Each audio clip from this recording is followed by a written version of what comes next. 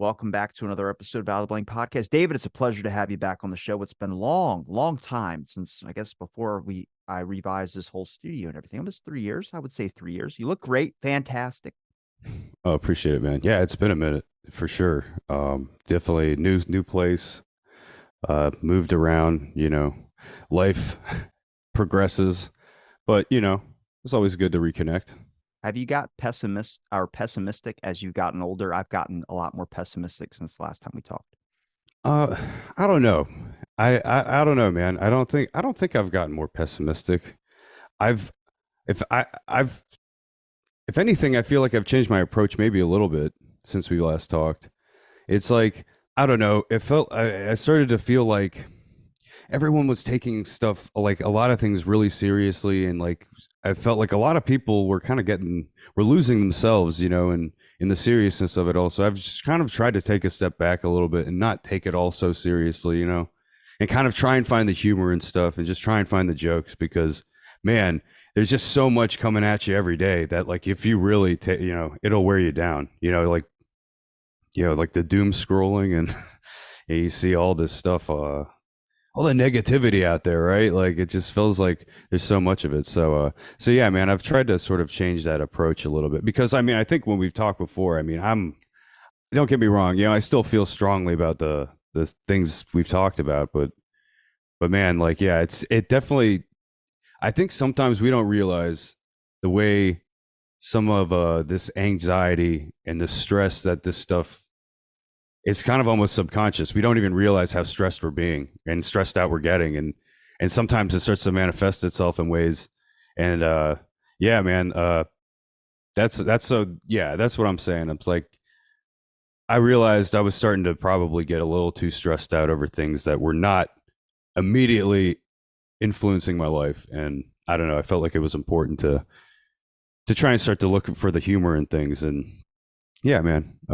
I think if you talk about a lot of serious problems, I think we talked about a lot of political stuff in the past and did jokes and stuff like that as well on it too. But there's nothing we can do about it. Like talking about it, like people make a lot of sense about it. When people go, "Oh, you're just a guy on a podcast shouting into a void." It's like, yeah, it is. It is 100%. It really sucks. I mean, maybe you can get some new eyes and new people to hear you out on some things, but the best thing you can do is just try not to kill yourself with stress. Like stress is beneficial at times, but also too much stress. And I get really antsy when people start like the words we use now, the whole language has changed. Like everyone uses anxiety more than I've ever seen it before, at least from the last time we talked. Everyone uses depression. Everyone uses these and these toss out these terms. Like, during the pandemic, we're not going to go into the whole pandemic topic, but that became an excuse for things being late delivery wise. Eventually, like a year later, people are like, oh, because of the pan. And it's just like, well, what the? You can't keep using that excuse for the Domino's pizza not showing up 30 minutes less or wait. That's Pizza Hut. So, it became like one of those excuse things. And now, like, I'm actually kind of concerned because, like, I get interested in the topic of ADHD. And then there's like an Adderall shortage and there's all these types of things. I'm like, well, are you guys prescribing the shit out of it? And have you looked for any other methods to be able to solve that solution? Or have you just found the one that works and you're like, that's all we're ever going to do? Like, so I try and focus on things that are relatively big problems, but I don't think people are really necessarily aware of, which I don't know what people are aware of, to be honest. Yeah, dude. No, I agree though. Like, and that's how exactly how I feel. It's like I sometimes like I feel like if people were aware of the problems, right, they wouldn't be problems because we would take steps to fix them collectively. Like, we as a community try to relay understanding of an issue to each other versus being like foot soldiers in sort of like a war between two political parties.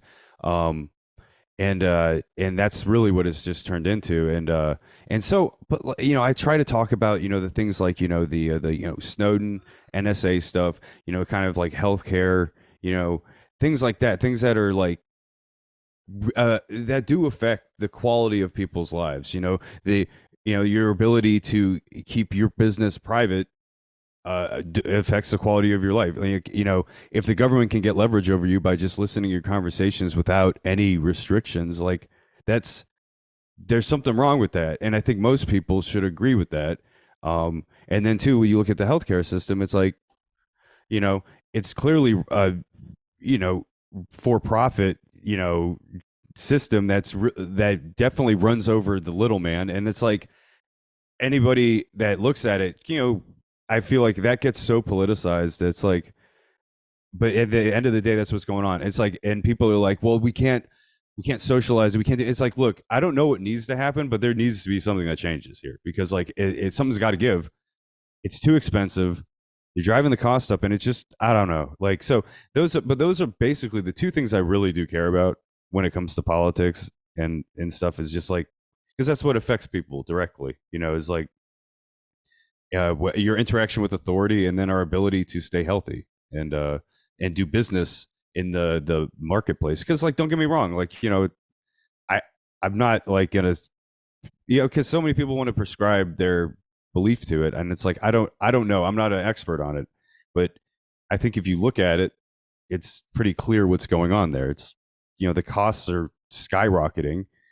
Do you look at the way insurance companies deal with hospitals, and they like make basically just like make up numbers, and like pull them out of their ass, and so I don't know. There's just so lack of transparency around all that. We've talked about it before, man. Like, Well, the thing is that, it's the age of information. We have the cell phone that can basically look up anything you want. You can get any opinion you really want through the device. So it's going to be very, very hard. But if a doctor tells you one thing, you go, well, I read this and then this. I understand the doctor's perspective of that, but for the longest time, doctors never had that option of the internet being in some customer or some patient's pocket to where they could be fact checked on things. So their final word or their word was law, which becomes an issue because there's a lot of doctors, and I think most people would agree that the individual time that a doctor has for each individual patient is not much. I mean, to get to know you. I mean, I got a doctor's appointment that was booked in fucking March, and it's for September. And I was like, how the hell do you expect me to remember or like to like write it down? I was like, yeah, but it's so far out. Like, what happens if I don't know, like to me, that doesn't seem like care. And like, do you want to come here more? I'm like, no, hell no, I don't want to come here more. But it's just the fact that you guys book appointments so far out, and it's hard to get a connection there. And that's kind of where it starts. Is like for the longest time, people could toss out terms like academics when I talk to them. They'll toss out something and they'll just expect you, just since you probably don't know it or you don't know something like that. And I've educated myself in some of these topics, but I'll catch them like, isn't the controversial side of that this? And we can talk about this topics because one of your interests, national security stuff, what the government does in the area of like secrecy and all these types of things, where their control steps into the privacy rights things. I've talked to the national security side of things, and I've talked to the opposite end, who's like hardcore leftists that want to tear up the agencies and all that type of stuff, which I would probably side with more.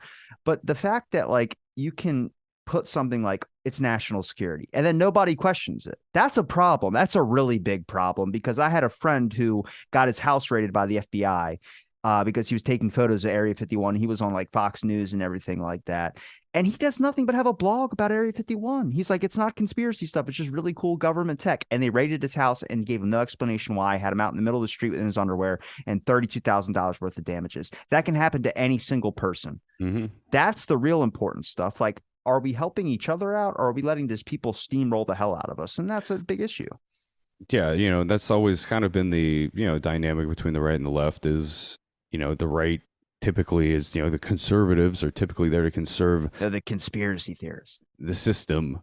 They're there to like support, their the system basically, and conserve the infrastructure. And then you have the people on the left, who are care about people. So it's like, and that's just again, that's not like everybody, it's just a general dynamic. How it's supposed to kind of work is one side keeps the other in check.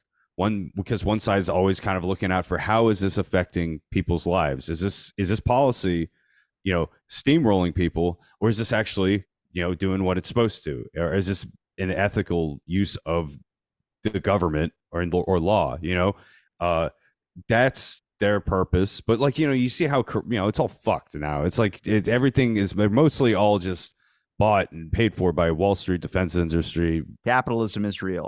I think pharmaceutical industry owns the government. It's just like, it's what it is. Mega corporations own the government.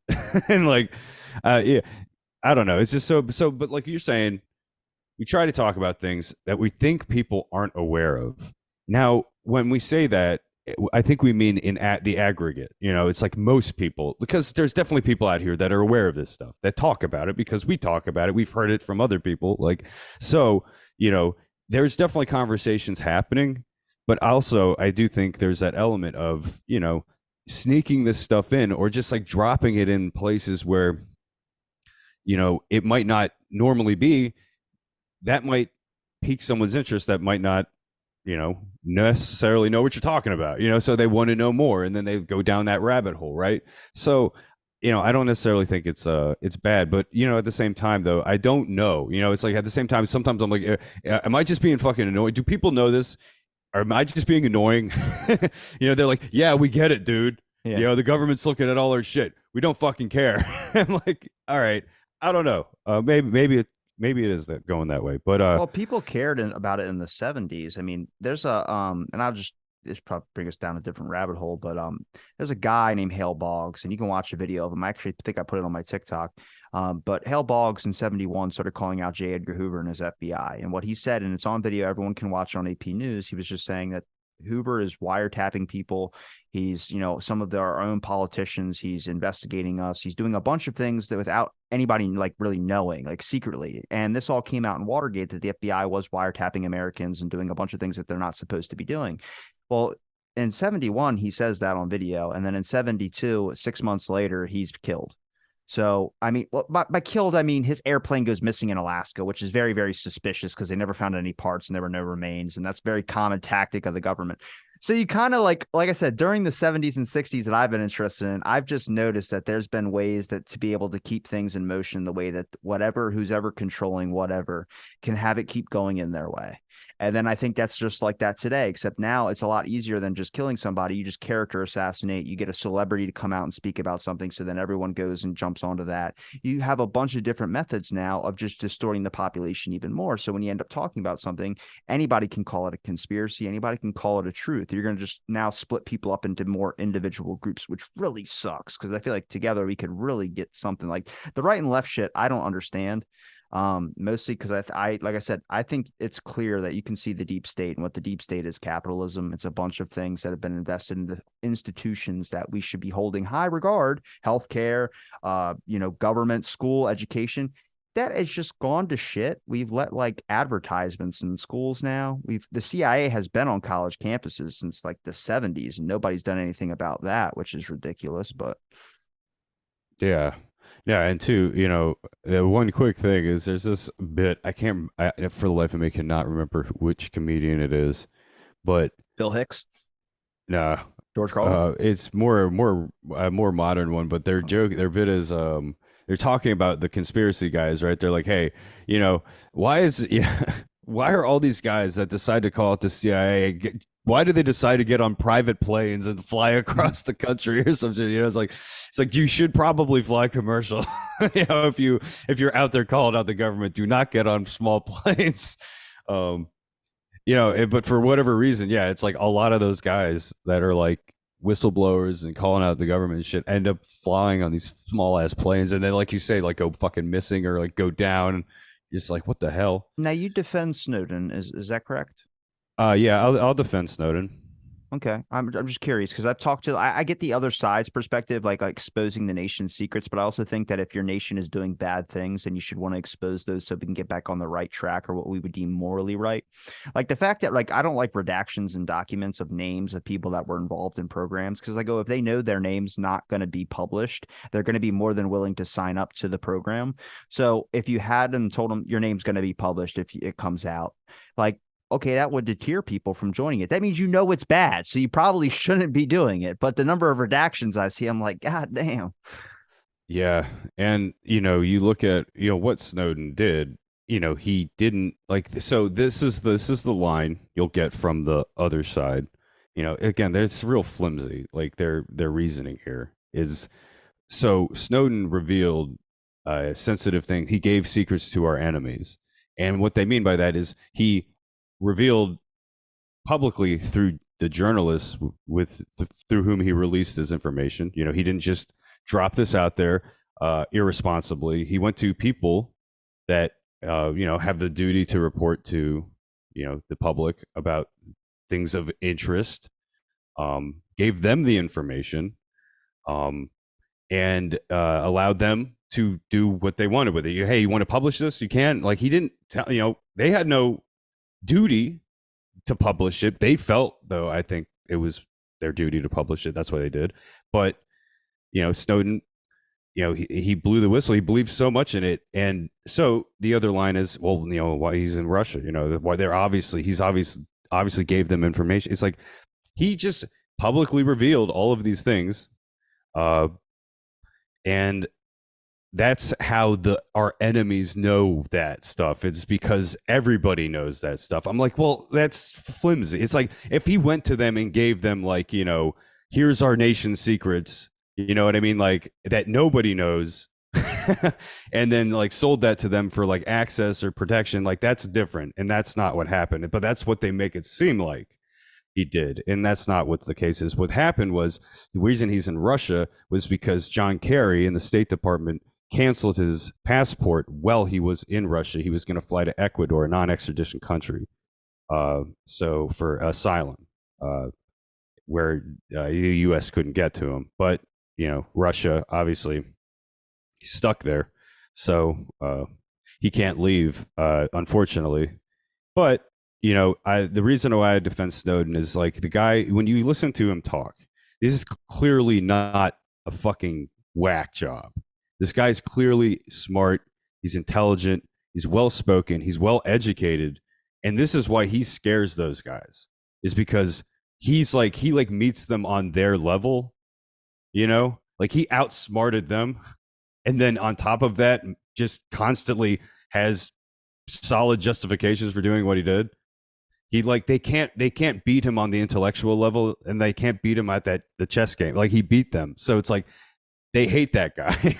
The guy like Julian Assange, on the other hand, the problem, I don't want to say a problem with him, but the difference there is Julian Assange is just a lot easier to, I guess, discredit because he just comes off that way. You know what I mean? He looks like his personality. He's very conspiratorial the way he talks, and it's like for good reason. But for most people, the way that seems is like, oh, this guy's he's kind of a whack job. He's probably, but Snowden to me comes off very measured. Like he's not saying things. He's not irresponsible with his words. Like if he says something, he means it. And that's why when he says like, the government was collecting our data in mass with no restrictions, it's saving them in the bulk data centers, all of our metadata, for basically contractors could then, contractors, not even like government employees, contractors with the NSA could then come in and just do like searches on people's shit with no restriction. It's just like, it's unreal, like, the kind of things that they can do, but they kind of obfuscate all that and just say like, and Obama's line on it was like, well, he should have gone through the proper channels. It's like, you see what's happened to everybody that's gone through the proper channels. They like wind up in fucking jail, especially if they're on US soil. If they try and blow the whistle, they'll get locked up. They get the book thrown at them. Like, especially like you're saying, the national security stuff, it's like the judicial branch, and this is part of it too, is a fucking judicial branch, dude, has been asleep at the wheel with their job. Their job is to keep the executive in check. You know what I mean? Their job is to protect us from them. Is to be like, oh no. Why do you need to look at this person's stuff? National security. Oh, okay, rubber stamp. Just all the government has to say is it's for national security purposes. Fine, and the judicial just lets them do what the fuck ever. And so even that's with the FISA stuff. The FISA courts are basically, it seems like they sign off on like whatever. You just have to have some flimsy justification. I don't know, man. Like it all seems like the system is very fucked. The judicial branch just has guidelines and code of ethics that they have to go by, that they're supposed to flag and stamp if it's problems that are going to affect the American people. But after Watergate, you can read this from the Church Committee report, which I recommend. I don't know if you ever read that before, but it should be recommended reading for every single person out there. I mean, exposes the CIA's heart attack gun, which is a live video you can watch on C-SPAN. But the Church Committee talked about how the CIA found ways to word certain things and be able to get it slipped past Congress and just have it get passed. And technically, they're not violating procedures, but the judicial branch isn't going above and beyond like a normal person would. They're just kind of looking at something, looking for keywords. And if it doesn't flag, then they just pass it on through. And that's the problem, is the CIA found ways that they can word things to still continue their operations. Like, do you know what the difference between covert operations and it's covert operations, and then it is Wow, I'm gonna blank on it. Guess I don't even know the difference. Damn. All right. Had it. Well, I've said it before in a podcast, but there's a difference between covert operations and not gonna remember it. But basically, it's like if one thing, if information of something comes out, then it that goes from a certain operation to something else. Like the Obama scenario with Osama bin Laden. That was supposed to be something that nobody was ever supposed to know about. There was supposed to be no American connection at all to that. But then when Obama announced it, it went from whatever it was to a covert operation, or no, not covert operation, went to something else. I'm not even going to use this example as a shit one, but it's just the fact that if you publicly state something that yeah, we got Osama bin Laden. Now everyone knows America had involvement in it, and it was like obviously something that the people really needed. But if you look at like the way that they word things, legal speak, for instance, Richard Helms is a CIA director, and he wrote a biography book. If you read his rough draft, like the rough copies of it that are in the National Archives, he says, as my time as CIA director, I participated in thousands of covert operations. So covert operations are like political assassinations. They're like a bunch of things that are really, really bad, like stirring up the population. Like COINTELPRO was technically a covert operation until it was exposed. So in the final copy of his book, it's that a couple thousand goes to a couple dozen. So that's a big impact on what the hell people are going to be receiving information wise. So I mean, like I said, it was every single one a political assassination? Probably not, but there's a lot of stuff that goes to the severity of how many operations that the CIA is involved with. And it's that wording issue. Now, everything you have to read government wise has to be legal speak. So when you read something, like for instance, I use a JFK reference, someone says that there was a Secret Service member on the knoll flashing a badge. That is always commonly talked about. Witnesses saw it, people saw it, and the Secret Service said we did not have a CIA person up on that knoll. Okay. So I read the CIA documents, and in the CIA documents, they said at any time they could help the Secret Service out by Secret Service members out by providing a member of the CIA to the Secret Service temporarily to make sure they can conduct their duty properly. So when they say that there was not a Secret Service member on that knoll, that's still true, but it could be a CIA person with at the time temporary Secret Service man credentials. That's how you have to look at this, is all legal speak. They're not lying to you. They're just finding a way to work around the initial blunt response that you might have towards something that they do, which is, like I said, with the covert operation stuff.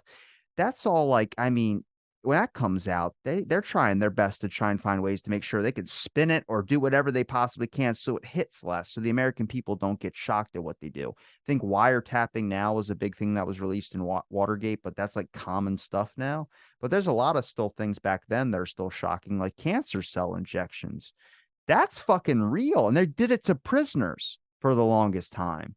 But you talk about it now and people go, oh, conspiracy. Then as soon as you say prisoners, people go, oh, wait, I can believe that. It's like, what? Because they're prisoners. You don't think they'll do it to anybody else? Like, that's the crazy thing.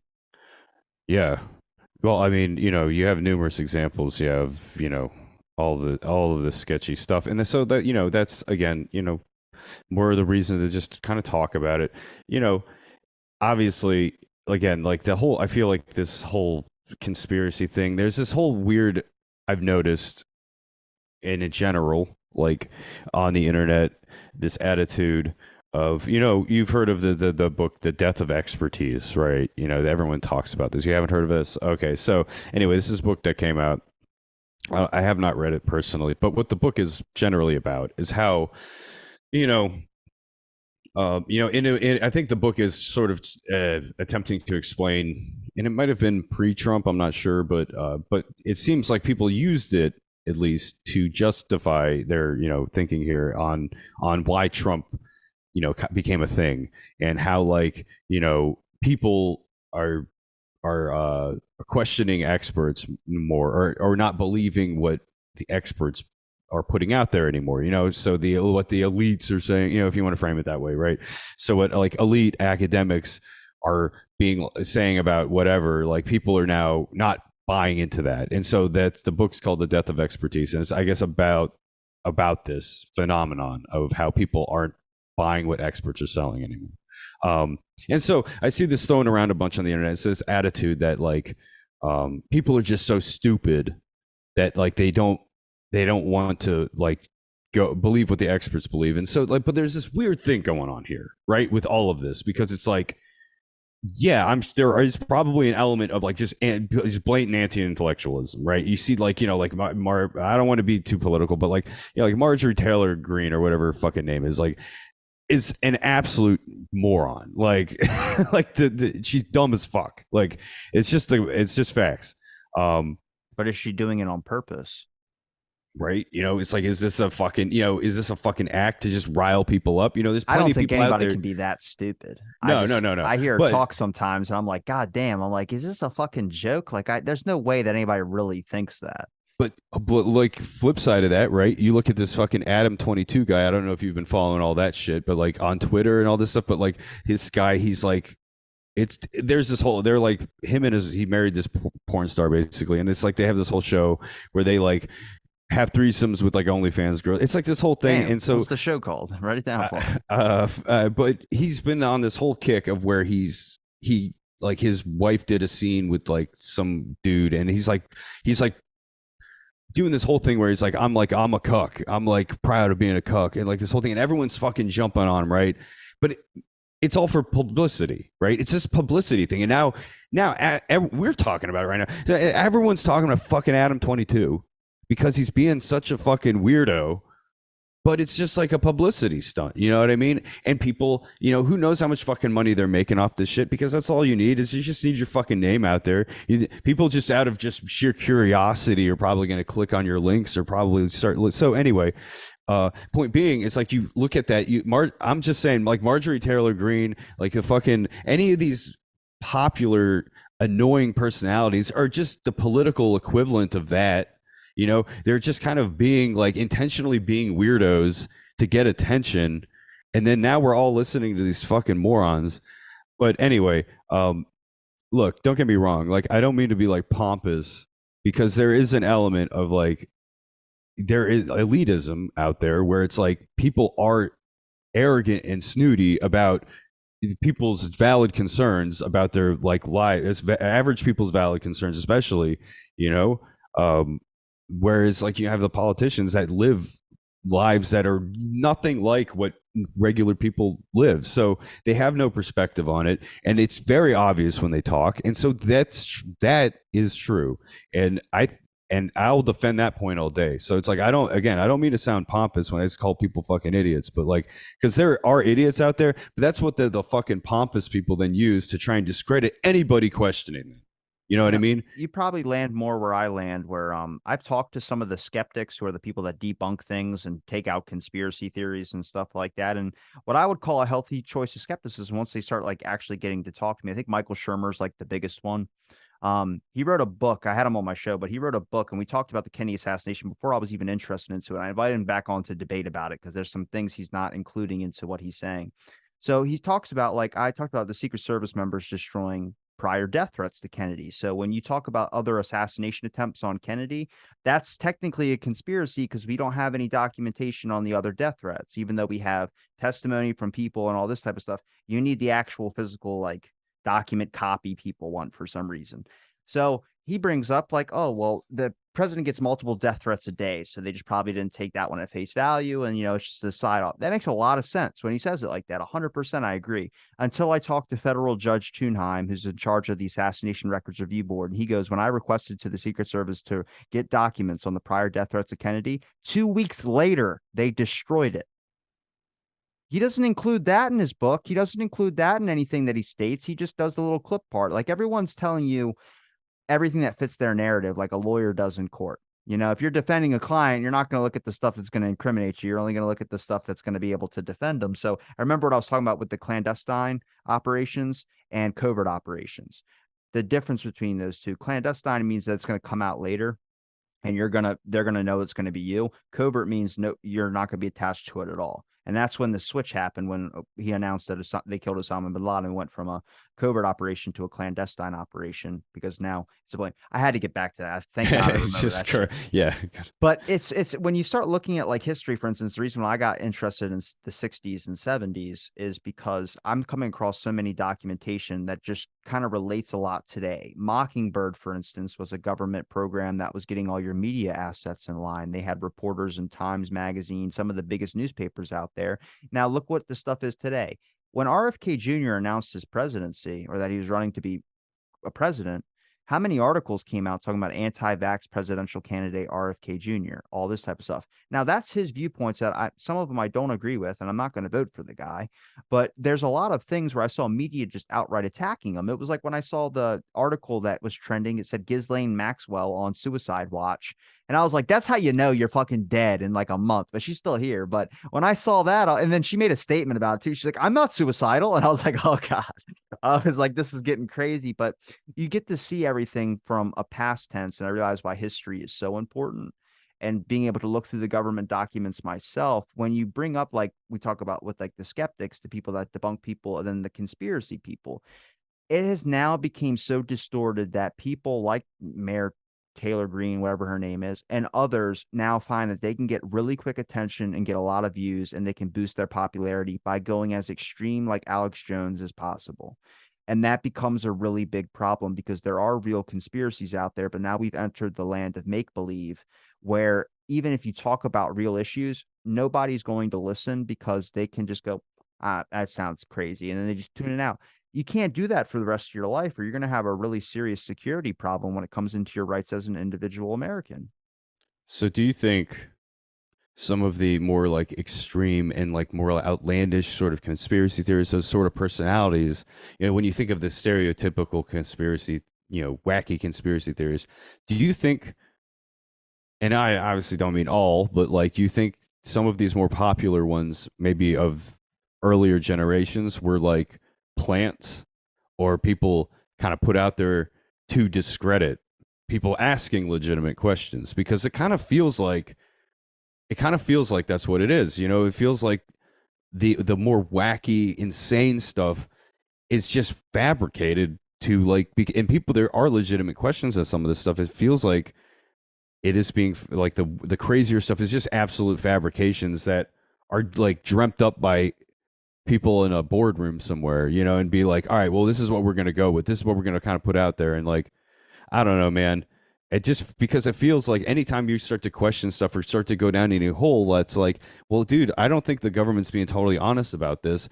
There's always going to be people out there and be like, well, what are you gonna do? Like, it's just like, but what do you if that with nothing we can do if with that attitude, it's like so. But I think a lot of people just get overwhelmed by so much of this craziness and wacky conspiracies that they just kind of, yeah, like you're saying, sort of start to tune it out. No, I get it. With the Kennedy assassination, there's a couple of that. Like Jack Ruby didn't kill Oswald.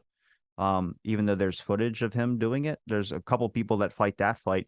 And that one, you really have to kind of like, I'm really good at stepping back from like my thoughts and just kind of entering what this person's seeing. I mean, the way he lines up photographs and shows like you never truly see Jack Ruby's face. Okay, I can see where you're going, but if you refuse to look at everything afterwards, then that's a really big problem. So let's just stick with the conclusion that obviously he was shot and killed that day and he's not living in like people still think Tupac's alive. I mean, some of that stuff I start thinking that is like government going in there and really trying to flood the waters a little bit so people don't look into the topic. I mean, they're really good. I mean, when they go and they try and find these, like you look at a government operation like manipulating the public, they go to someone who's good at doing that, like a psychologist or someone who knows how to mess with this. I mean, they're advertising. They go to like mass media advertisers and try and figure out ways that they can hurry up and blast a message out there. They've done studies on it and the research on it to make sure that their methods are very, very effective. And they just well tuned it and well tuned it and well tuned it. And that, I mean, like I said, I mean, I would agree that there would definitely be some government disinformation out there on purpose. Not only because they could say like, oh, to protect us from enemies, but I think it's also to keep the public, either tuning out or trying to go all sorts of ways chasing their own tail. I mean, I think some people are really smart and rise above that, but it doesn't make it any easier to conversate about it. Oh no. No, for sure. It really is kind of that muddying of the waters, obfuscation, like that's really what it is. It's just to confuse, that's really, if you look at what the CIA and their sort of modus operandi has been, in a lot of their operations, especially the ones in Latin America in the, 50s, 60s, it's a lot of it is just confusion. They're sowing discord and sowing chaos. You know, they do want a specific result at the end, like they want a leader elected or a certain leader not elected, but they're basically trying to like cause as much to make it as unclear as possible to the people that are going to be voting. You know what I mean? Like it seems like a lot of their operations involve just sowing discord and chaos. So it's like It's the strategic shit. It's you look at strategic. what's going on here with politics. It's like it's a lot of discord and chaos. You're like, it to me. I feel like these tactics have definitely been deployed on the American public. Like, We totally glossed over this, but you are podcast host for historical talks about like you and your friends talk about historical subjects.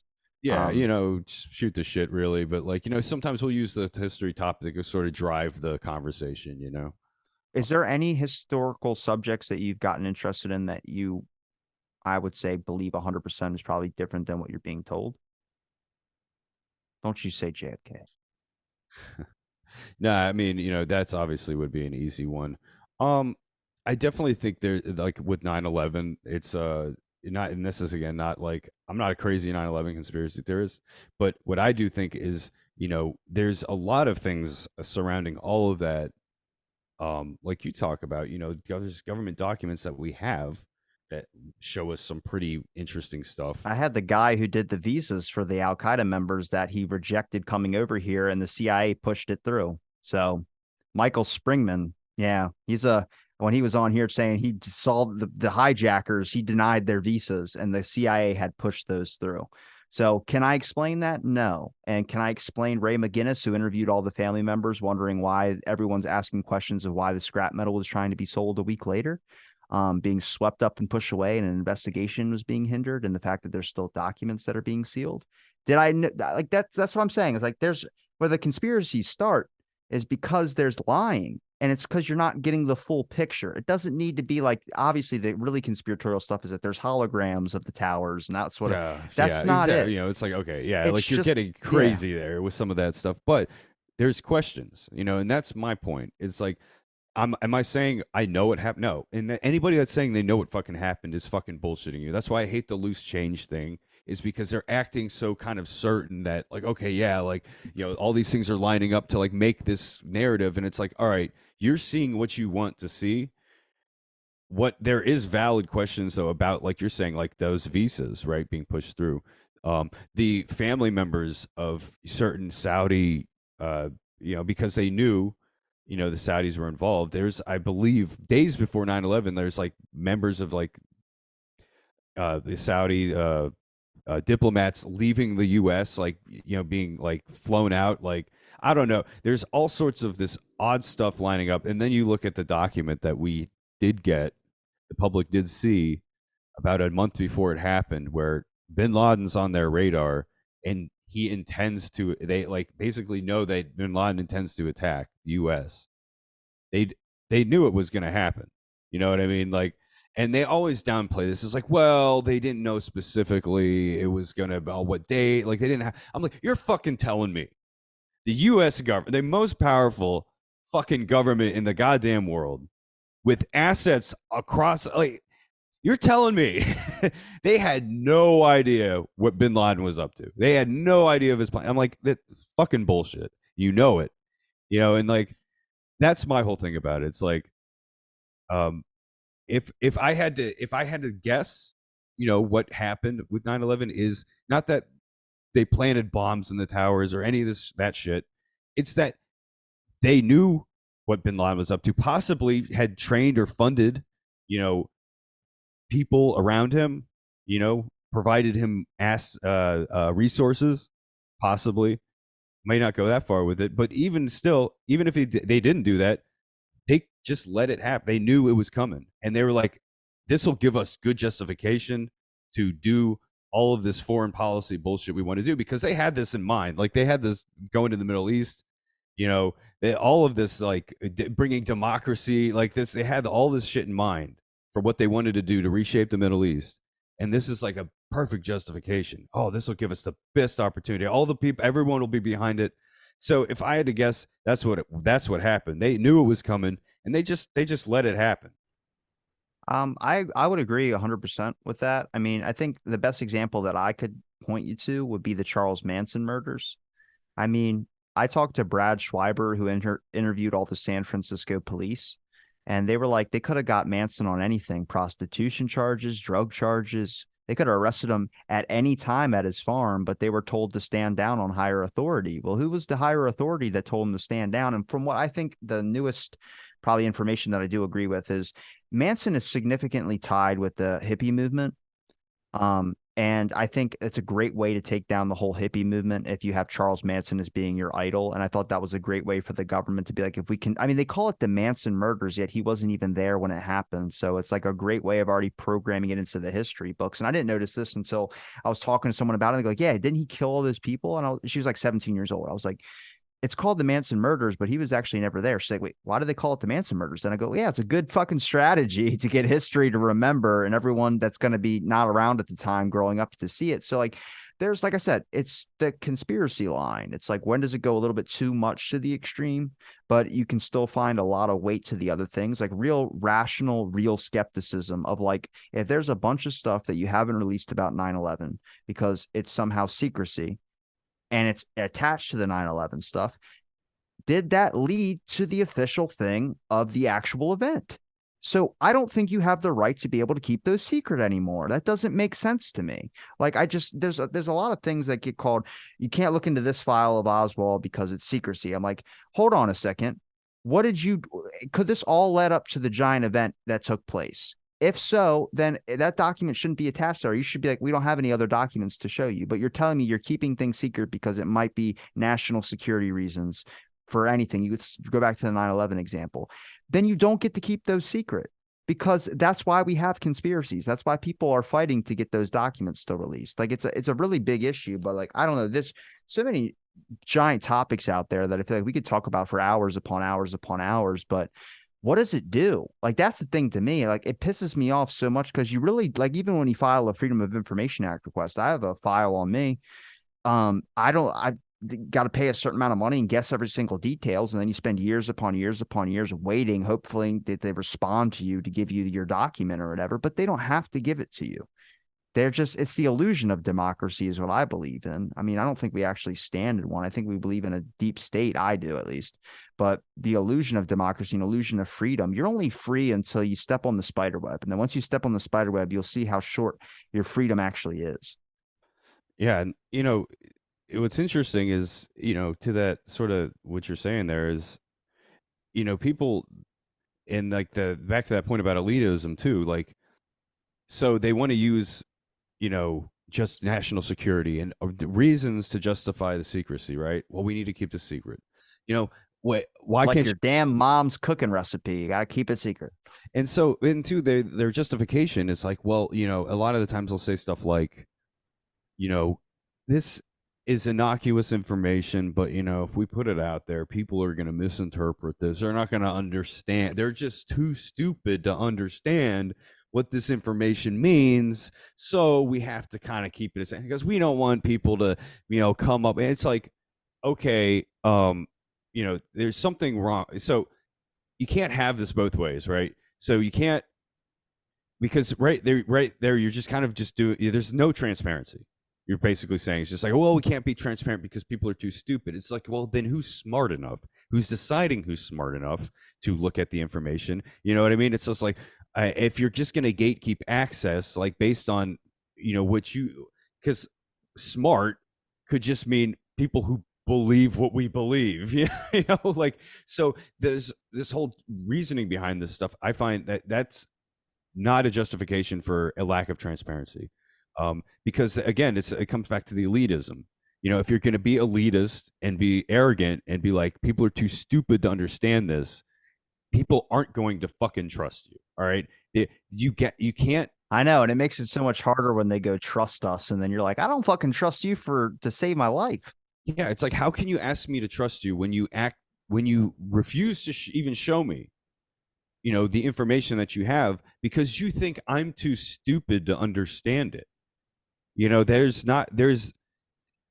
a lack of trust on your part. So it's like, trust is a two-way street here, and they want to have it one way. They want the public to trust them implicitly, but they don't trust us at all with any information because if we have it, we might misinterpret it. We might come up with a conspiracy theory. We might, uncover some corruption, within those documents that show that, them and their friends have been running fucking scams for years that have been fucking over average people. And, I truly believe that's what a lot of this is going on here, and why they keep this stuff. Do you believe any of the secrecy is actually worth it being secret because it is protecting us?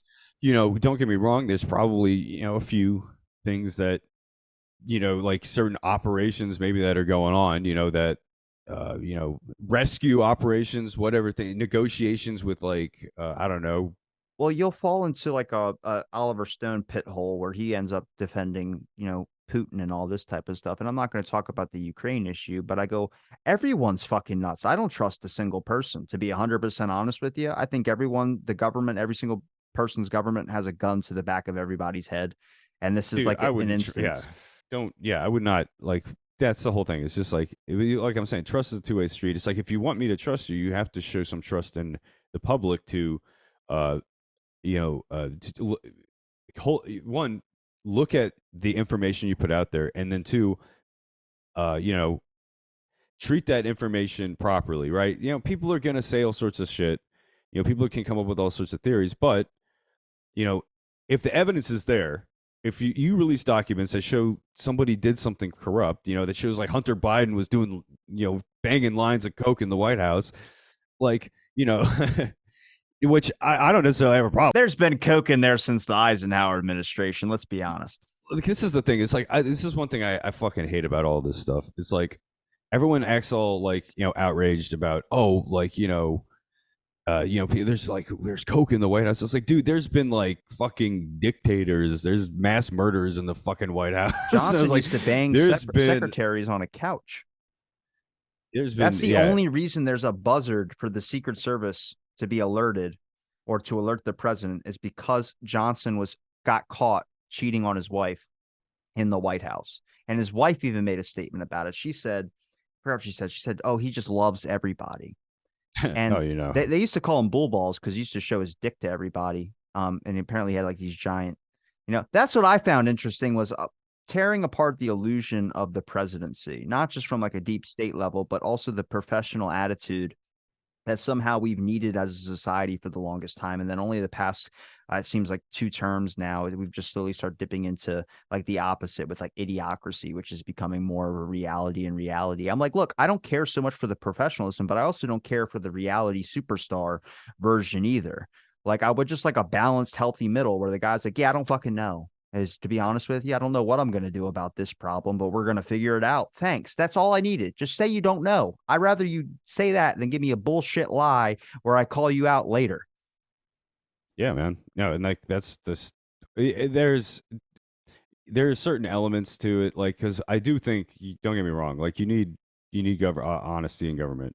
But there is also the element of, like the Machiavellian element to it too, where it's like, somebody in power, and don't get me wrong, there's, you got to think the forces they're contending with, you know, but like the forces that somebody in power, president, even like a congressman are contending with are, they've got lobbyists, they've got, all these special interest groups, they've got any number of people in their ear.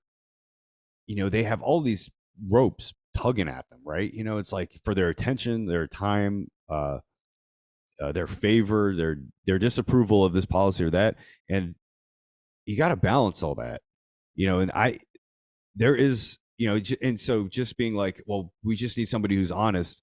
Yeah, I mean, I do agree with that to an extent, but then there's also like, we also need somebody that's able to balance those things too. You know what I mean? That can, because so many, it seems like to me, a lot of the politicians just are fucking sellouts. You know what I mean? They just, any of that stuff, they just like sign off on it. They're just like, yeah, cool, whatever. We're just signing away the future. Spend all the fucking money.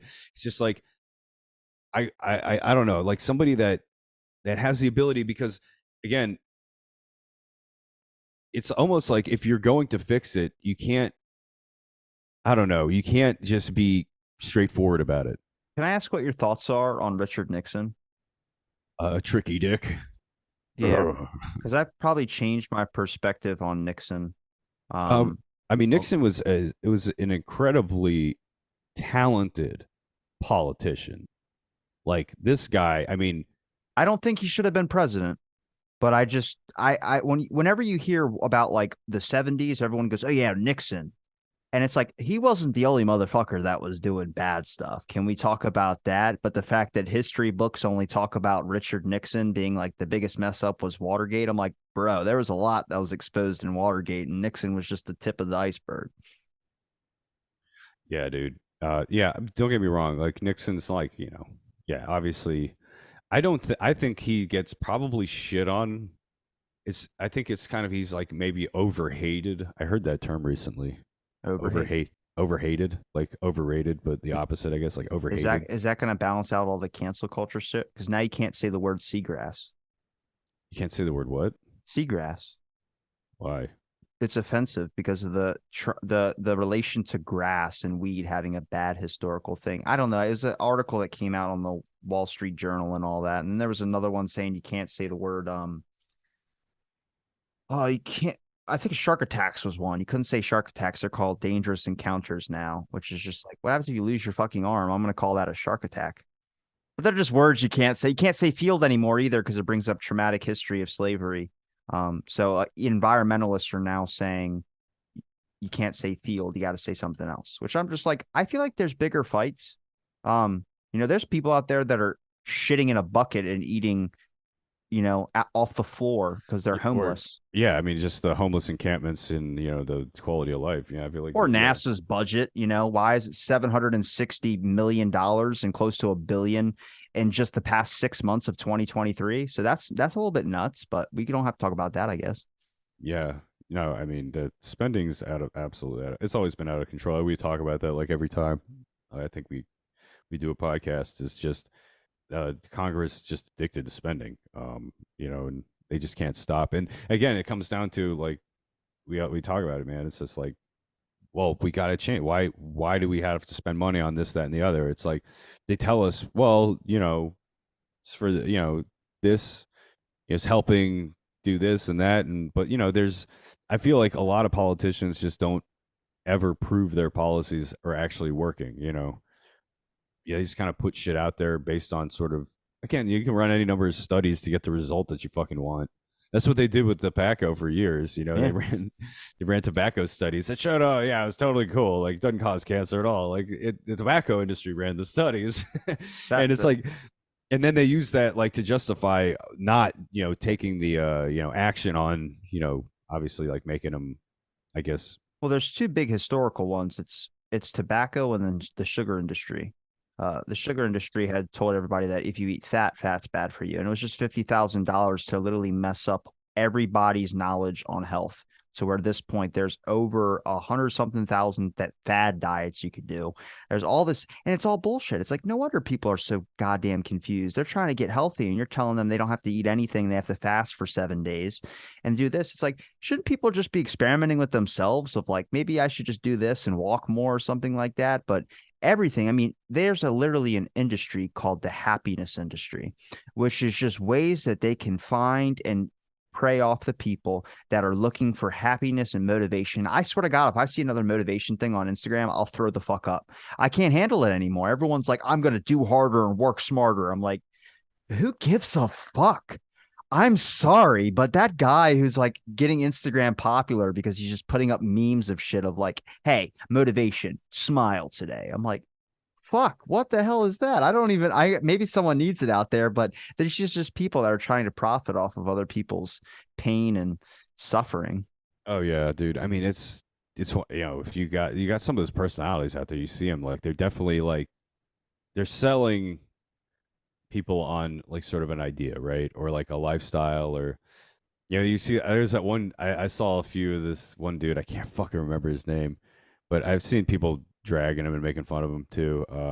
But it's like a sales guy, and he's just like real intense, and he's just like screaming at people. He's just like, oh, you gotta get up, work hard.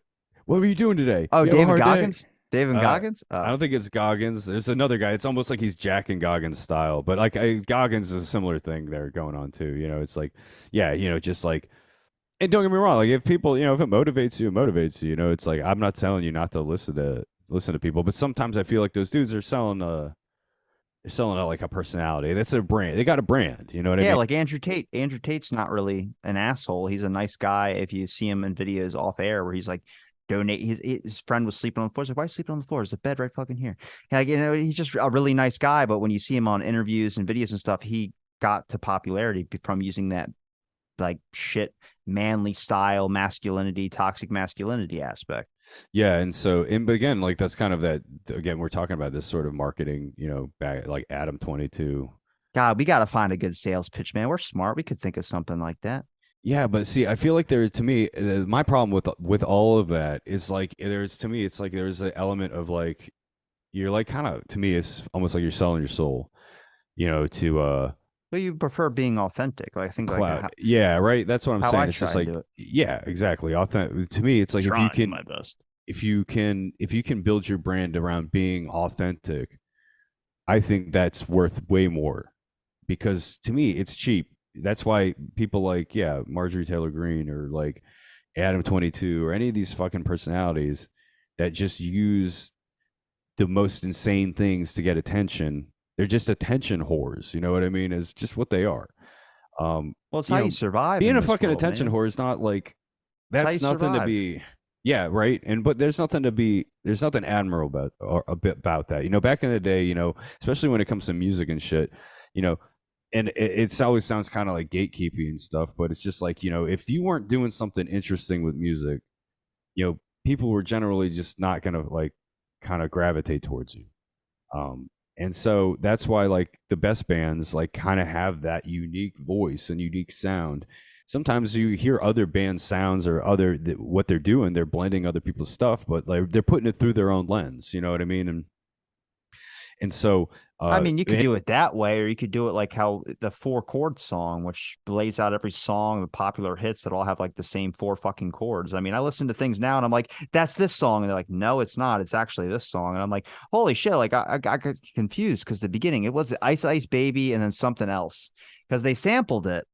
oh yeah, Under Pressure, Yeah. the Queen Dun, and dun, Ice Ice. dun, dun, dun, dun.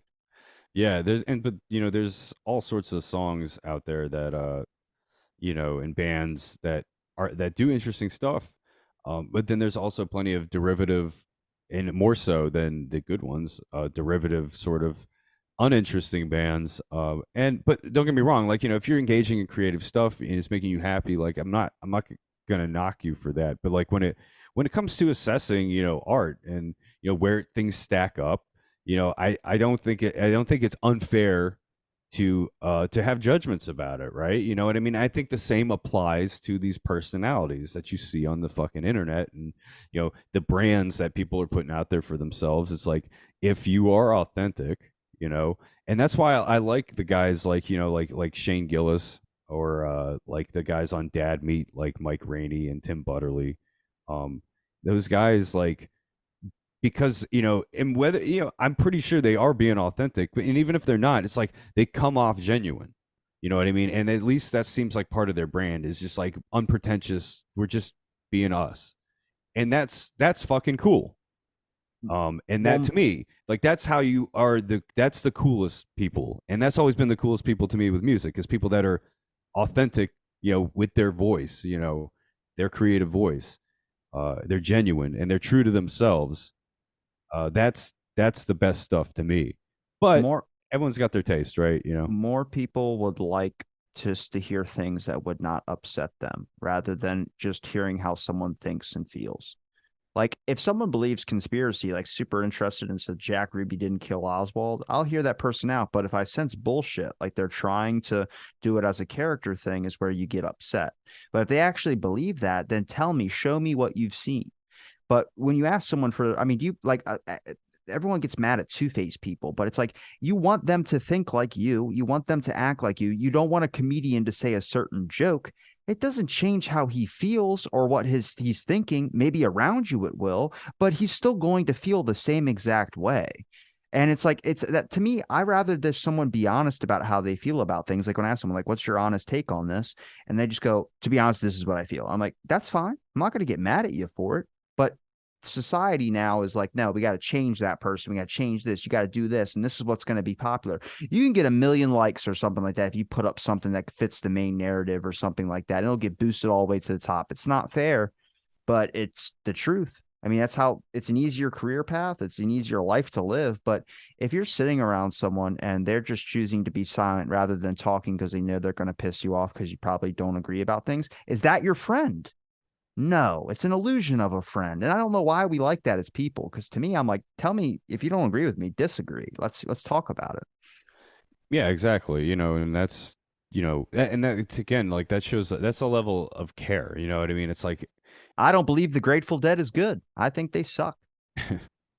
yeah, and that's fine. I'm not like uh I'm not like a deadhead or anything like that, but like, I can appreciate what they're doing. But like, I definitely get what you're saying. I respect their personalities though, because they let everyone record their songs at their concerts, which I think is fucking awesome. I just their music, I'm just kind of like, I'm good. I'm all right. But they were dickheads about the Woodstock thing. I guess people give them shit for that, but at the same time, it's like they are musicians. They're working musicians. You probably don't want to play before you're paid, right? You don't want to play the gig and then be like, oh well, we don't have money. But Santana luckily saved the day on that one. He started off the show, and he was on mescaline apparently. And he said at one point he looked down at his guitar neck, and he was looked like he was playing a snake. And so he just said he closed his eyes again. He was like, I guess he had his eyes closed playing because he was tripping so hard. And he looks down, he's playing a snake, and he's like, all right, fuck it, I'm closing my eyes again. And, But that's where I think the best that's where I think the best creativity comes from when people can truly just do what they want. Not like do what they want, but I would say if you can trip on mescaline, you don't have any fear of I got to perform the show, I got to do really really good, I got all these people pay tickets. You're not thinking about that. What you're thinking about is I'm going to have some fun while I go and play some music, and hopefully people accept it as much as I'm going to have this epic time. To me, that's what I want to see. I don't want to see people go on stage like this needs to be programmed this way, this needs to go on program. That's why I don't structure the show. We could have talked about topics way off air and booked a bunch of things we could have talked about ahead of time. But I like the free flow. I like it when it turns into chaos or it turns into something good. It's fun that way. It makes it more genuine because you're in the moment of things, and not a lot of people like to be in the moment.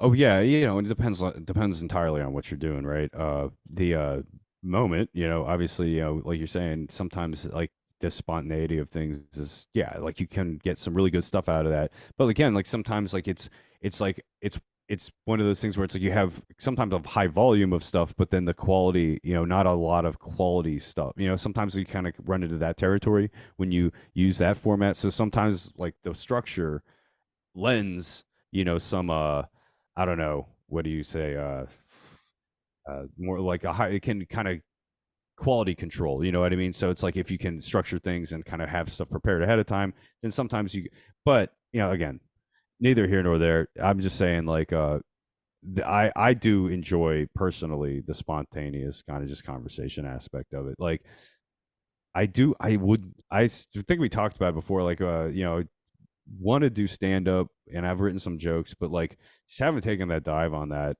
And part of that too is I think is because of the more structured nature of stand up.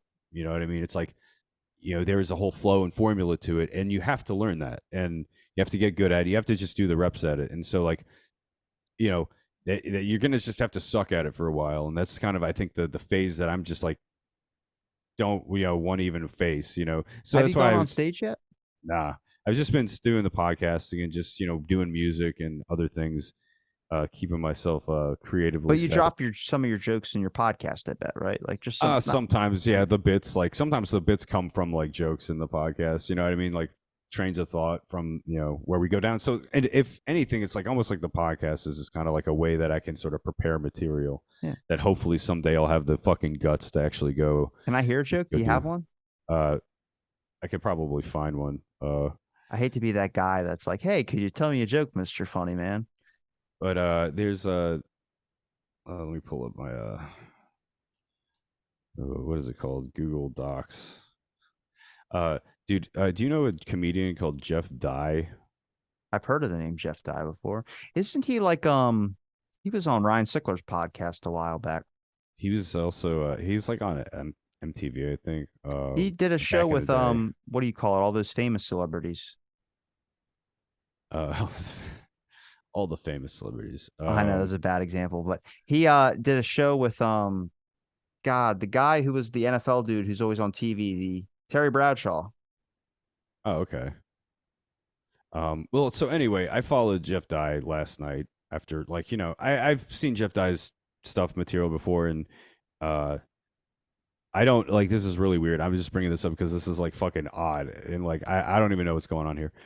It's probably, I don't know if Instagram's bugging out, but I woke up this morning and it said Jeff Dye followed me, and I was like, what? Um, and like I looked it up, and yeah, Jeff Dye was following me. And Holy I shit. went to his page, and he's following one person, and it's me. And I'm like, this can't be right. Like, I'm still convinced that it's like a bug in Instagram. I'm going back to it now. Here, I'll like put it up. Like, look, Jeff Dye following one person, me. That's I fucking don't know. crazy. I don't know what's going on. I swear this has to be Instagram bugging out, right? Because Jeff Dye, I mean, he's a reasonably popular, Yeah. working comedian. Um, been around a while. I don't know why he would follow me. So to me, I think that has to be a glitch or something's going on there, or it was an accident. But like, why the fuck? I can't remember if this is the He's got comedian that 200,000 I followers. know. Why is he following one guy? I And know, but it's I think me. if it's just the comedian that I think it is, I'm pretty sure he's mentioned why he does that on a podcast with Ryan Sickler, where he'll just follow a random person. So you got lucky and got to be that random person. So I would just accept it. Yeah. Wow. Maybe I should go. So what's the podcast? Who was he on with? It's Ryan. Look up Ryan Sickler and look up Jeff Ryan Dye. See Sickler. if you Okay. find anything All with right. him. Yeah, that's what I was saying. I was trying to find the clip you're talking about, maybe, and like, I don't know, dude. That's Let me look fucking him up weird. real quick. I gotta check his name out That's fucking weird, man. because Like, I just, I know what the guy looks like, so I could tell you if it is Jeff Dye or not. Let's type in Jeff Dye. Yeah, this is the guy. Yeah, this is yeah, him. that's wild, This is dude. 100% him. Yeah, he's in the show with Terry Bradshaw. He wasn't. I think he didn't pay attention in school. He has jokes about that. Yeah, As no, far as he's I know. got his. I love his material. Like anything I've seen him, he was on. He did an episode of History of Hyenas back in the day when Chris Stefano and Giannis Papas were still doing Yeah, that podcast. And I remember hearing him on that, and like he crushed it. It's fucking hilarious. And I was like, man, like who is this guy? And yeah, like send him a looked up. message. I might fucking have to, Yeah, just send him a because like message. yeah, dude, that's fucking wild, man. It kind of is like yeah, it kind of blew my mind when I saw that. So Pretty cool. no, yeah, man. Is that your I joke? have to. Let's see. Oh, say you want me to? All right, let me. I was like, is that the joke? Holy shit! It just seems like a fucking great experience. No, yeah, that wasn't the joke. No, that was just That's definitely pretty cool a though. yeah, like just a wild experience, bro. Like just I don't know. It might not mean that much to some people. Like, oh, No, some it's pretty comedian cool. follows It's you. pretty I cool. think it's fucking cool. I think I'm it's friends fucking. with Ryan Sickler on Facebook. Oh hell yeah! Like on Twitter, Mike Rainey, the guy, one of the guys from Dad Meat, follows me. You should check my LinkedIn. My LinkedIn's insane. It's like connections, Oliver Stone, connections, Peter McCullough, connections. I'm like, everyone's like, what the fuck is this kid doing in his free time? Dude, no, you got you pull some big names, man. Like you got the you got some of those big I could tell you some things off air about some of them big names. you you show some of the stuff on your Instagram too when people are sending you like requests, all sorts of big names sending you requests for shit, and you're just like, oh, go fuck yourself. That's so fucking funny, dude. Just like that's great. You're talking about the Fox News thing they wanted to do, and I was like, nope, I'm good. Hard pass. You're getting ready for your joke. I'm sorry. I'm just looking because there's so many fucking dumbass things I've written here that I don't even I don't have jokes. I just have stories I tell.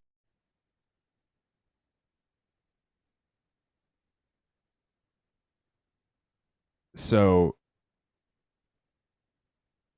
You don't have to do it if you don't want to. I didn't mean to put you on the spot. I'm just trying to find a good one. This is your test run. Come on. I'm a live Yeah, I audience. gotta bring the heat. Um, see, that's what I'm saying. It's like I would want to pick like the. So here's just a one sentence one I wrote. It's just like, what if the next Hitler is in this room right now? um, one liner there. They're filler. Those would be filler spots in between jokes. Yeah, right, exactly. So this one, it says some religious people are afraid they're going to make religion illegal. I don't know about that, but if it happened, I imagine pastors would be hiding in alleys like, "Hey, kid, you want to come snort some God? Come do a line of Jesus." It's like forgiveness is 40 for an 8 ball. You got some good stuff there. Yeah, it's like some at least the beginnings of something. I definitely got to workshop it in front of a crowd, but like, you know, I don't think it's that bad. You should do it. I mean, we've been talking about it for a while. I think since your first time on that you wanted to do stand up. You interview people as well too, comedians as well, don't you? So I've been fortunate enough to have some people come guest on my podcast. But I think one of Big Nick, he's done some stand up, and then Vito Giswaldi, he's also done stand up as well. So yeah, a couple of those guys, and I think they've done they're kind of more they're not like like working comedians. They do more podcasting, and like Yeah. Vito does like the YouTube videos. Man, Vito's wild. Like he just gets so much hate. Do you remember, like, you might have seen all that stuff with him like around the cuties thing? Remember that Netflix movie? You don't remember that? The only Vito I know is Don Vito from Bam Oh Margera. yeah. I would love to talk to that guy if he was still alive, but I think he's gone off the face of the globe. So you remember that movie, Netflix movie Cuties? I never saw it, but I remember the You remember controversy the behind it. controversy? Yeah. I didn't see it. Like nobody. I don't think a lot of people saw that, but there was that whole controversy around it. And Vito, his like he took the controversial stance of basically defending the movie, and got a ton of shit for it. I understand where he's coming from. He's basically saying it's a fucking movie, guys. Like, it's why don't you care about the people actually being abused, or like where's this energy for the actual issues, right? When this is a fucking movie, and everyone's, and again, like it was definitely was like a dog pile. So I felt like maybe, and he also too, like the way he does it, I think he's also kind of bringing some heat upon himself. um he does himself no favors, so it's, again, it's kind of like one of those things. It's sort of like it's a self-perpetuating cycle.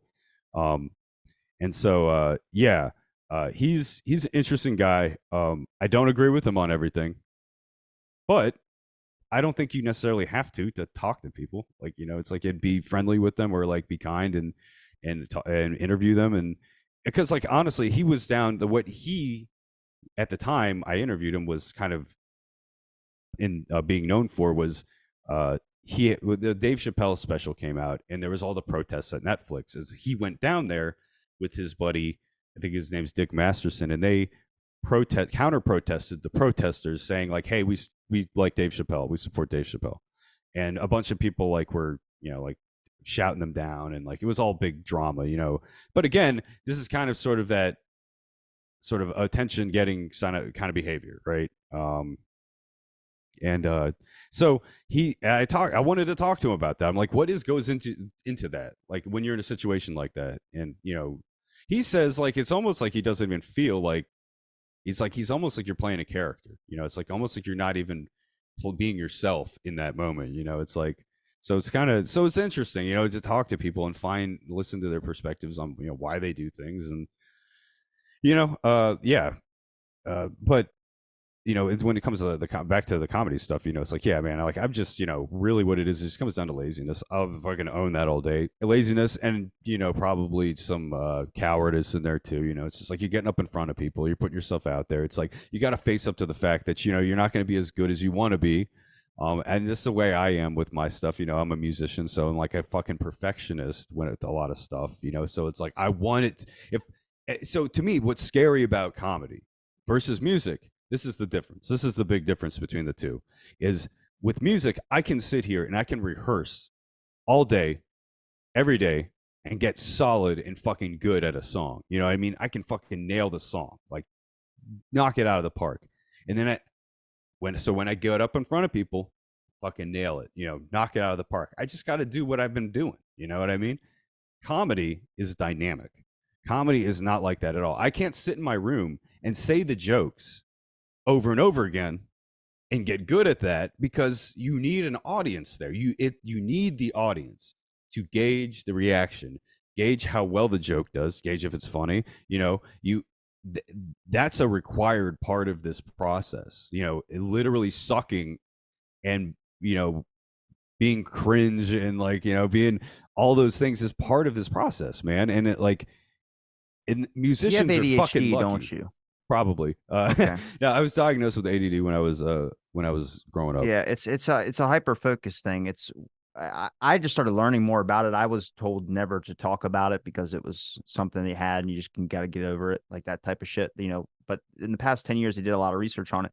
The hyper focus thing is when you find something and you get really interested in it, you become extremely good at it because you don't ever you basically obsess over it to where it's completed. I do that with like a painting, for instance. I got really good at painting, from my shit paintings to stuff that looked fucking amazing about it. Like, I mean, stuff that people are hanging in their houses right now. Like friends of mine are like, I'll fucking pay you for that. And I was like, sure, go ahead. And usually they always say like, that's a piece of shit. And they'll just like toss it off. So it's interesting to see the thing of that. But with comedy, I mean, that's a good one. I mean, that's an interest of yours and you want to hyper focus into that. You just got to find the way to get up on stage. I mean, I'm interested in music right now as my new hyper focus. Yeah, dude. And so like musicians are fucking spoiled because we get to just sit in our rooms and practice all day and get good at it versus comedians. I'll tell you, man, comedians have it. That is a tough gig because you need the audience. You need to basically go out and embarrass yourself and deal with that embarrassment and get good at it and learn how to navigate, the social dynamic of the routine. And that's such a huge part of it. And yeah, so like again, like I have you see here, I have my practice pad. Like I can just sit here and just work on my, on a song, get good at the song, take it to the kit, and play it there, and then take it to a stage, play it there. It's all replication, of and muscle memory. And largely, when you get good at comedy, as far as I understand it, according to the comedians I listen to, it's largely the same thing. It almost becomes just like a muscle. It's like you there's the push and pull of the audience. You're playing with the line, the edge, and it's a whole process. But again, musicians are fucking spoiled. We get it easy because we get to just sit in our room away from everybody. We get to suck out of the view of others. Now, don't get me wrong. Some people do suck in the view of others, but if you are doing it right, you'll hammer out the kinks. You get everything nice and smooth. Before you take your product out in front of people. And so that's one thing I've learned to do now over years of just it was a big problem with me early on when I was on my own was I would just get a great idea, start working on something, really be liking it, and I just wanted to show it to people. You know what I mean? I just want people to hear it. But it's not done. You know what I mean? The idea wasn't finished, and so when you do that though, and then you do eventually finish the idea, like people have heard it already, and so it's like it doesn't have the same impact. You really want to finish things. And don't get me wrong, like I'll throw stuff to people I know, like in the process, and like have people listen to stuff, give their opinions on it. But the wide release of things, I don't do that anymore unless I'm like this is ready to go, like this is done, like this is finished. Because yeah, there's a big problem with like putting out unfinished stuff. That was just an issue for me early on in my doing music. So that's what I would tell you. Probably my advice if you are getting into music. Yeah, Is I put out some stuff that I'm just excited for people to hear it, but I also take it down like a minute later. It just sucks because it's like, fuck, I need constructive criticism. I need someone to tell me like, hey, you should change this, you should change that. And like the song I'm working on now, it's all I've been thinking about. And just finishing that one because I want to put it up there. But it's also like I tried too hard to sound like the people that I wanted to sound like. Instead, I just got to kind of do it in my own style, and it sounds a hell of a lot better when I can do it that way. But yeah, it's that, like I said, I think it's that ADHD thing, which is just like you compulse, but also you need people to check it. Like for me, as a content creator, I fucking hate everything I create. So it's really, really hard. Like some people, that was really, really good. I was like, I didn't listen to it and I won't listen to it because it's just like I don't have I can't hear it correctly as everyone else hears it. Well, yeah, there's to me that's kind of can get fatigued on like, if I'm working on a song too, you know what I mean? Like I've heard it a fucking million times at this point and show it to somebody the first time they hear it, it's like, "Oh, that's cool." Like, they like it because you didn't hear it a fucking million times. But like, to me, I get kind of burnt out and start to get me like, "Oh man, this I'm just not happy with this." Like, but at the end of the day, sometimes you just kind of maybe got to sleep on it. I've done that with things like I have a bunch of stuff. I have unreleased. I need to put out there, and I've just haven't just like sitting on it. Um, it's kind of a shame because like there's really no reason not to. We But should collaborate on a song. Let's do it. yeah, I My mean, Dick by Mickey Avalon. I mean that's a classic. Um, yeah, I got my rapper name already. I changed my name on on Twitter to I don't know where this came from, but I'm pretty sure it was like we were just bullshitting and come up with names as Qualm Smoothie. I don't know why, but it just hit. I was like, dude, that's a good fucking name. Well, why don't you tell people where they can find your links at there, David? Your podcast links, any other links you'd like to promote? Well, it says basically at Historic Hole on Twitter, Instagram. We're on TikTok now, and then you can, iTunes, Spotify, Historic Hole, 2 words, there. But obviously in the handles it's 1 word. But yeah, that's you can find us there. We're on YouTube too. The video aspect, you get that. So yeah, I mean, I have a couple of new co-hosts. Um, got Baki and Got Milk, and they've been adding some good stuff to it. Good new energy. You know what I mean? It's like it's good to kind of like mix it up. And I liked it. I was happy. I got a mention. I was like, hey, someone's recognizing me for my JFK work. so before, real quick, let me ask you this because this is kind of what I get the sense of from the listening to the JFK stuff, listening to the Orr and Blakey episodes. I was like, okay, to me, it kind of seems like what's going on if we gotta make an assumption, right? Or like based on what we see there, it's like it kind of seems like it's a two-part effort because like the CIA and the mafia were both intertwined with the Castro assassination stuff and all that. They had this working relationship already. It kind of seems like that's what's extended here. It's like, is that what you think, or what's your take on If it? you listen to the Orr episode and you heard me say something, and then John Orr goes, where's the documentation on that? Because he didn't believe it. Well, after we recorded that podcast episode was the next, or after actually released it, the next day is when Tucker Carlson went on there and said the MK Ultra doctor that visited Ruby was exactly what I was telling John Orr about. And he goes, Robbie, is this what you were talking about? I go, yes, it was. And I have the documentation to back it up. But sadly, it took Tucker Carlson to verify it for everybody else. I'll talk to you about it off air. I'm not going to talk about it on air. But we can wrap up real quick and we can just chat a little bit off air. But I appreciate the time you gave me, David, to talk about everything. I do appreciate seeing you again, man. You look Yeah, fucking dude. great, dude. I appreciate it, man. It's always good to see you too, man. Thanks everybody for listening to this episode of Out of the Blank. Stay tuned for our next episode.